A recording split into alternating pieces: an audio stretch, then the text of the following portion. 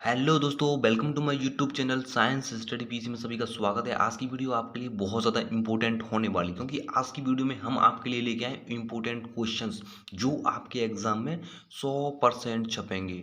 ठीक है ना, इसलिए वीडियो को पूरा देखना। चलिए वीडियो स्टार्ट करते हैं। सबसे पहला क्वेश्चन है, विषम परिस्थितियों में अमीबा कौन सी प्रक्रिया द्वारा बीजाणु अमीबा उत्पन्न करता है? तो इसका आंसर, करेक्ट आंसर क्या हो जाएगा? बहुखंडन। लेकिन बात करें सामान्य परिस्थितियों में, तो अमीबा में द्विखंडन पाया जाता है। ठीक है ना। पुनरुद्भवन की बात करते हैं तो पुनरुद्भवन किस में पाया जाता है? हाइड्रा में पाया जाता है। ठीक है ना। मुकुलन यीस्ट में पाया जाता है। ठीक है ना। नेक्स्ट क्वेश्चन है, निम्न में से कौन सा पिरामिड उल्टी अवस्था में होता है?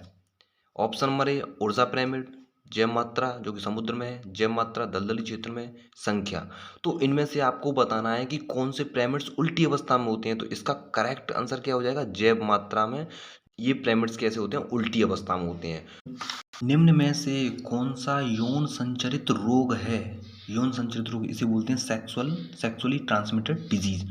कौन कौन सी है इसमें क्वेश्चंस? इसका आंसर क्या हो जाएगा? इसका आंसर हो जाएगा हेपेटाइटिस बी, यकृत शोथ बी, हेपेटाइटिस बी। ठीक है ना। देखो, यौन संचरित रोग कौन कौन से होते हैं? जैसे आपके गोनेरिया है, सिफिलिस है, हर्पीज है, एड्स है, क्लेमाइडोसिस है, जेनिटल वॉफ्ट है और आपका हेपेटाइटिस बी। ये सभी जो रोग होते हैं वो आपके कौन से रोग होते हैं? एसटीडी रोग होते हैं। तो इसका आंसर क्या हो जाएगा? यकृत शोथ बी, हेपेटाइटिस बी। एक ससीम केंद्रीय सुकेंद्रीय ऐसी कोशिका जिसमें केंद्र क्या होता है? स्पष्ट होता है। जीव के डीएनए संरचना में स्टोन प्रोटीन्स में निम्न में से कौन से अमीनोमर्स अधिक मात्रा में पाए जाते हैं? तो इसका जो आंसर हो जाएगा वो क्या हो जाएगा? ग्लाइसिन एवं मिथ्योनिन। ठीक है ना। निम्न में से कौन सा पादप या कौन सा पदार्थ विभ्रम उत्पन्न नहीं करता? विभ्रम को बोलते हैं हेलुसिनेशन। क्या बोलते हैं? हेलुसिनेशन उत्पन्न नहीं करता। तो इसका जो आंसर हो जाएगा मॉर्फिन। ये तीनों होते हैं ना, कोकेन, सतूरा और एट्रोफा बेलेडना, ये तीनों ही क्या करते हैं? विभ्रम, हेलुसिनेशन उत्पन्न करते हैं। ठीक है ना। अगला क्वेश्चन है, निम्न में से कौन से वैज्ञानिक को पेनिसिलिन की खोज और एवं प्रभावशाली एंटीबॉडीज के रूप में पुष्टि करने पर नोबेल पुरस्कार मिला था? देखो, एंटीबॉडीज की जो खोज की थी, जो कौन सी एंटीबॉडीज? पेनिसिलिन जो एंटीबॉडीज थी, इसकी जो खोज किसने की थी? अलेक्जेंडर फ्लेमिंग ने की थी। लेकिन इसकी जो पुष्टि करने वाले वैज्ञानिक कौन कौन से थे? अर्नेस्ट चेज और हार्वर्ड फ्लोरे। ठीक है, इसका आंसर क्या हो जाएगा? अवर्सा तीनों। ठीक है ना। अगला क्वेश्चन है, कौन से सूक्ष्म जीव से प्लाज्मिड प्रयोग करके प्रथम पुनर्योगज डीएनए का निर्माण किया गया, जिसे बोलते हैं रिकॉम्बिनेंट डीएनए? तो इसका जो आंसर हो जाएगा वो क्या हो जाएगा? साल्मोनेला टाइफीम्यूरियम। ठीक है ना। ये इसका आंसर हो जाएगा साल्मोनेला टाइफीम्यूरियम। अगला क्वेश्चन देख लेते हैं हम। अगला क्वेश्चन है, बेसिलस थुरिनजिएंसिस की कौन सी जीन से प्राप्त प्रोटीन से मक्का छेदन को नियंत्रित किया जाता है? तो इसका आंसर क्या हो जाएगा? क्राई ए। इसका जो आंसर है क्राई फर्स्ट ए बी। ठीक है ना। अगला क्वेश्चन देख लेते हैं हम। अगला क्वेश्चन है, वर्ष 1992 में जैव विविधता पर ऐतिहासिक पृथ्वी सम्मेलन कहाँ हुआ था? तो इसका जो आंसर हो जाएगा रियो डी जेनेरो में। ठीक है ना, रियो डी जेनेरो। ठीक है। क्वेश्चन नंबर 2, फुल फिल इन द ब्लैंक्स वाले क्वेश्चन आ गए आपके। तो इसका पहला क्वेश्चन है, सबसे पहले दिया है, स्पेस में पुष्प रंग की वंशागति स्पेस प्रभाविता को दर्शाता है। तो देखो, पुष्प रंग की वंशागति, जब रंग कहा जाता है तो उसमें कौन सा, एक तरह से मेंडल का कौन सा नियम इसमें यूज होता है? तो वो है आपका अपूर्ण प्रभाविता का नियम, जिसे बोलते हैं इनकम्प्लीट डोमिनेंस वाला आ जाएगा। ठीक है, इनकम्प्लीट डोमिनेंस। अब कौन से पुष्पों में होता है? वो होता है श्यान पुष्पों में। कौन से पुष्पों में होता है? श्यान पुष्प, जिसे बोलते हैं हम एंटीराइनम। ठीक है ना, एंटीराइनम या स्नैप ड्रैगन। ठीक है ना। ऐसे ड्रग हैं जो हमारे केंद्रीय तंत्र का तंत्र और जठरांत्र पत्र में मौजूद विशिष्ट रिसेप्टर से बंध जाते हैं।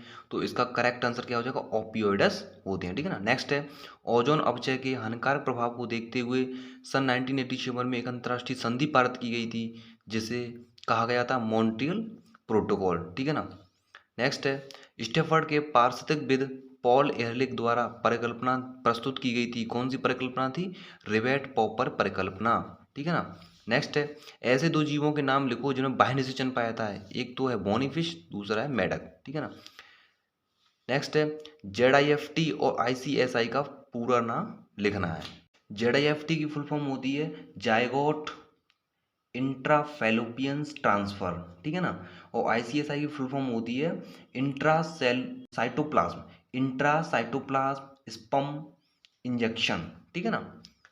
नेक्स्ट है उन वैज्ञानिकों के नाम बताओ जिन्होंने लक्षणों की वंशागति के परिणामों की पुनः खोज की थी। पहले जो वैज्ञानिक हैं वो थे हुगो डीब्रिज, दूसरे कॉरेंस और तीसरे होंगे आपके बॉन सेयर मॉक, ठीक है ना। अगला क्वेश्चन देख लेते हैं। आनुवांशिक कूट AUG के 2 कार्य लिखो। पहला कार्य है इसका, यह AUG मिथ्योनिन का कूटलेखन करता है, ठीक है ना। अगला क्वेश्चन है यह प्रारंभ प्रकूट के रूप में कार्य करता है, ठीक है ना। इसकी ये 2 कार्य हो जाएंगे, ठीक है। अगला क्वेश्चन है मुक्तजीवी एवं सहजीवी सूक्ष्म जीवों के 2 उदाहरण दीजिए। देखो मुक्तजीवी कौन कौन से होते हैं आपके, मुक्तजीवी हैं आपके, एक हो जाएगा आपका एजोबैक्टर और दूसरा हो जाएगा एजोस्पाइरिलम, ठीक है ना। दोबारा मैं बता देता हूँ आपको कि एक हो जाएगा आपका एजोबैक्टर और दूसरा है एजोस्पाइरिलम, ठीक है ना। सहजीवी सूक्ष्म जीवों के बारे में बात करते हैं, कौन कौन से होते हैं सहजीवी, जैसे एक हो जाएगा आपका लाइकेन और दूसरा को राइजोबियम, ठीक है ना। ये आपका क्लियर हो गया। अगला क्वेश्चन है भारत सरकार के उस संगठन का नाम बताइए जो जीएम अनुसंधान संबंधी कार्यों की वैधानिकता पर निर्णय लेता है। तो वह कौन सा संगठन है, वह संगठन है जैक, GEA, जैक की जो फुल फॉर्म होती है इसे हम देख लेते हैं, जैक की फुल फॉर्म, ठीक है। इसकी फुल फॉर्म होती है जेनेटिक इंजीनियरिंग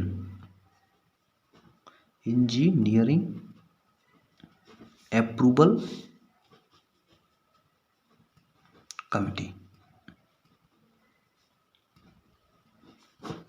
ठीक है ना। अगला क्वेश्चन देख लेते हैं। तुंगता बीमारी जिसे बोलते हैं अल्टीट्यूड सिकनेस कौन से क्षेत्रों में होती है, इस बीमारी का एक कारण लिखिए। जो आपकी अल्टीट्यूड सिकनेस होती है ये अधिक ऊंचाई वाले क्षेत्रों में होती है। जितने भी जो आपके पहाड़ी इलाके होते हैं वहाँ पे अल्टीट्यूड सिकनेस बीमारी होती है, ठीक है ना। क्योंकि जो जैसे जैसे ऊंचाई पर जाते हैं वहाँ पे क्या होता है, जो ऑक्सीजन लेवल है वो कम होता जाता है। कम होने के कारण क्या होता है, जैसे सिर दर्द है, चक्कर आना, उल्टी आना, थकान जैसे कुछ क्रियाएं होती हैं, ठीक है। अगला क्वेश्चन है बायोमैग्निफिकेशंस को परिभाषित कीजिए। तो इसमें बायोमैग्निफिकेशन की डेफिनेशन आपको बतानी है, ठीक है ना। अगला क्वेश्चन खंड वा का है। इसमें आपका 4 नंबर का जो क्वेश्चन है इसको हम देख लेते हैं। शुक्र जनन एवं अंड जनन का आरेखीय चित्रण कीजिए। इसके लिए आपको क्या करना पड़ेगा, एक तो आपको स्पर्मेटोजेनेसिस oogenesis का जो आरेखीय निरूपण करना है। तो इसके लिए देखो आप ये है, ये देख सकते हो आपका, ये स्पर्मेटोजेनेसिस की पूरी प्रक्रिया है, किस तरह से इस स्पर्मेटोजेनेसिस की क्रिया के द्वारा एक स्पर्म का निर्माण होता है। और यहाँ पे देख लेते हैं oogenesis की क्रिया के द्वारा किस तरह से एक ओवम अंडाणु का निर्माण होता है। आप इस डायग्राम्स को बना सकते हो, ठीक है ना।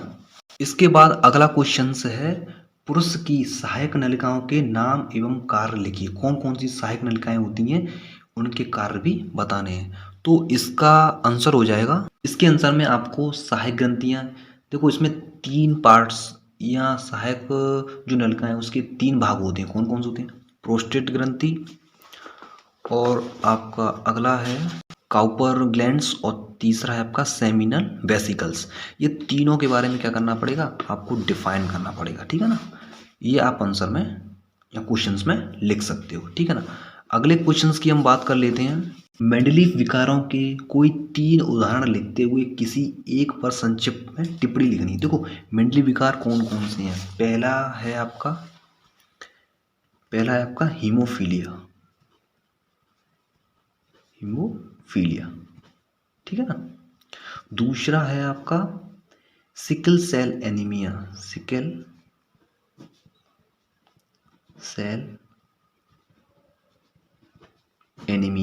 तीसरा है आपका फिनाइल कीटोनूरिया,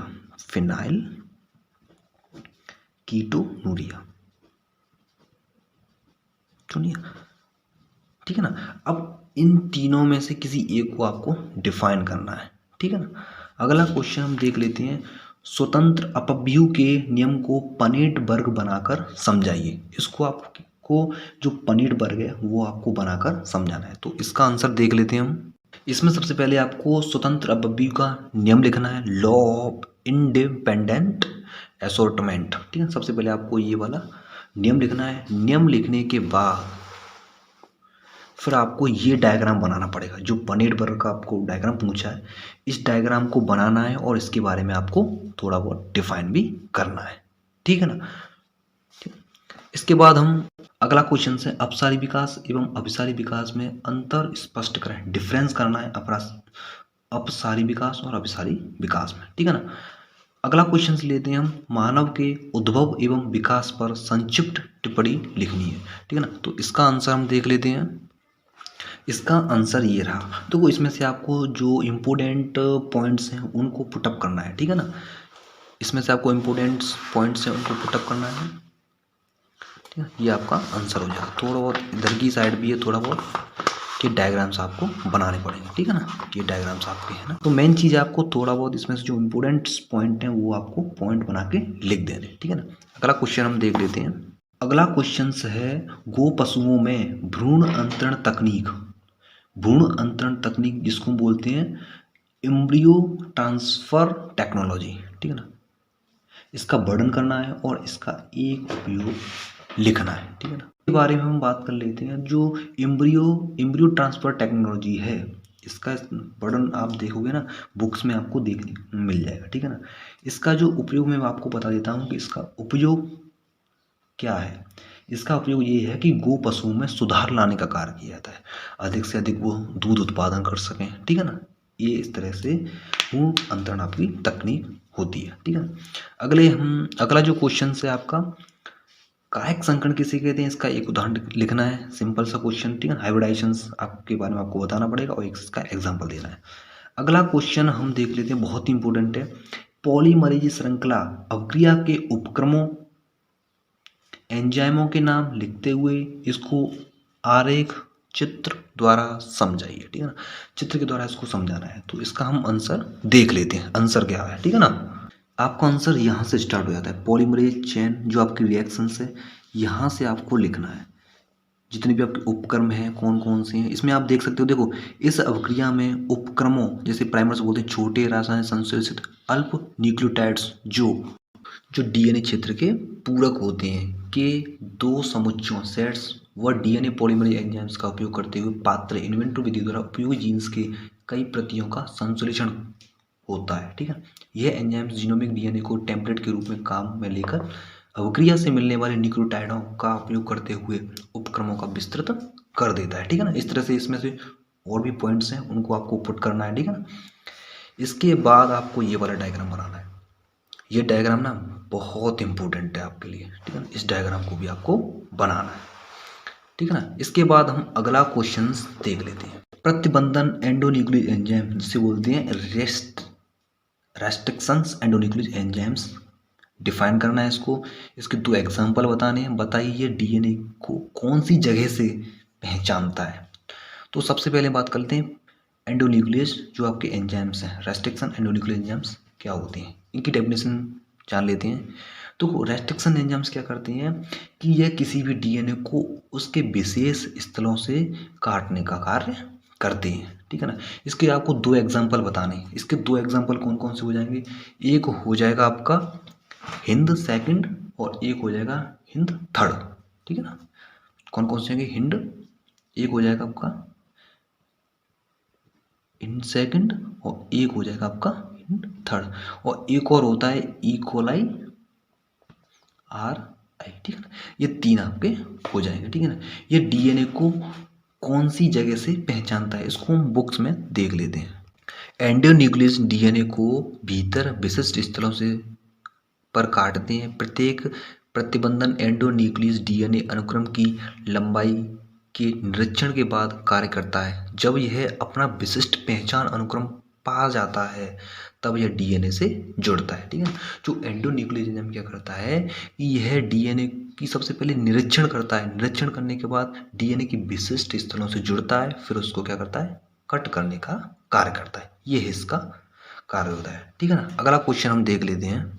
अगला क्वेश्चन है जैव वैज्ञानिक नियंत्रण के तहत किन्हीं दो जीवों के उपयोग लिखिए, ठीक है ना, ये बताया गया है। अगला क्वेश्चन है बाह्य मल उपचार में द्वितीय उपचार अथवा जीव वैज्ञानिक उपचार को संक्षिप्त में समझाना है, ठीक है ना। जो आपका इसका बायोलॉजिकल ट्रीटमेंट बताना है इन सीवेज ट्रीटमेंट, ठीक है ना। अगर तो आपको 2-3 लाइन लिखनी पड़ेगी। इसके बाद कितने प्रकार के रोध बैरियर्स होते हैं, वो 4 प्रकार के होते हैं। पहला है आपका फिजिकल बैरियर, दूसरा आपका फिजियोलॉजिकल बैरियर, तीसरा है आपका सेल्युलर बैरियर, फोर्थ नंबर का है आपका साइटोकाइनेन बैरियर्स, ठीक है। इनके बारे में आपको लिखना पड़ेगा, ठीक है ना। अगला क्वेश्चन हम देख लेते हैं। अगला क्वेश्चन है निम्नलिखित को परिभाषित करते हुए एक क्वेश्चन है डीएनए का अर्धसंरक्षी प्रतिकृतिकरण, जिसे बोलते हैं हम क्या, डीएनए सेमी कंजर्वेशन। यह किसने सिद्ध किया, उनके प्रयोग को विस्तार से समझाइए। सबसे पहले बात कर लेते हैं, जो डीएनए है, डीएनए एक सेमी कंजर्वेशन विधि द्वारा रिप्लिकेशन करता है। डीएनए सेमी कंजर्वेशन विधि द्वारा रिप्लिकेशन करता है। तो यह वैज्ञानिकों ने यह सिद्ध किया था।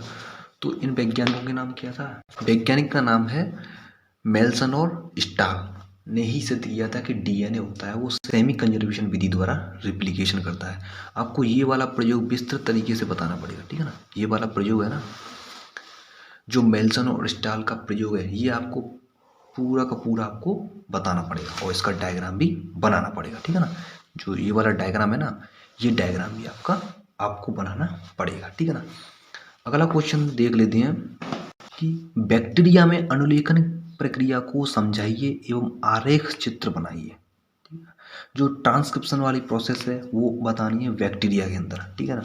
ये भी आप अपने बुक्स में देख सकते हो, ठीक है ना, वो आपको मिल जाएगा। अगला क्वेश्चन देख लेते हैं हम। एक प्रारूपी आवृतबीजी पादप में गुरु बीजाणु जनन की प्रक्रिया को विस्तार से समझाते हुए परिपक्व भ्रूण कोश का आरेखीय चित्र बनाइए। बहुत ही इंपॉर्टेंट क्वेश्चन है, ठीक है ना। इसको हम बुक्स में देख लेते हैं, ठीक है ना। इस क्वेश्चन में आपको इस तरह से ये डायग्राम्स बनाने पड़ेंगे जिसमें मेगास्पोर्स का निर्माण होता है, ठीक है ना। ये डायग्राम्स बनाने के साथ साथ इसमें आपको गुरु बीजाणु जो है मेगास्पोरोजेनेसिस की जो पूरी प्रक्रिया है वो आपको इसमें बतानी पड़ेगी, ठीक है ना। इसके बाद इसमें पूछा है कि परिपक्व भ्रूण कोश का आरेखी चित्र बनाइए। तो चित्र में आप इसको बना सकते हो, ठीक है ना। ये आपका आंसर हो जाएगा, ठीक है ना। इसके बाद हम अगला क्वेश्चन देख लेते हैं कि परागण कितने प्रकार का होता है। संक्षिप्त में टिप्पणी लिखिए एवं परागण के किसी एक अजैवीय कारक को उदाहरण से समझाइए। देखो, सबसे पहले आपको परागण की डेफिनेशन लिखनी। डेफिनेशन लिखने के बाद कितने टाइप्स के होते हैं, 3 टाइप्स के होते हैं। कौन कौन से होते हैं, एक होता है आपका जल परागण होता है, वायु परागण होता है, एक होता है कीट परागण, ठीक है ना। इसमें से किसी एक विधि को, जैसे आप कीट परागण ले लें, तो इस तरह से मैंने पूरे पेपर्स को सॉल्व कराने की कोशिश की है। और दोस्तों, वीडियो अच्छी लगी तो वीडियो को लाइक करें, शेयर करें और भाई हमारे चैनल को सब्सक्राइब करें, ठीक है ना। तो मिलते हैं किसी एक नए पेपर्स के साथ, नई वीडियो के साथ। तब तक के लिए जय हिंद, जय भारत।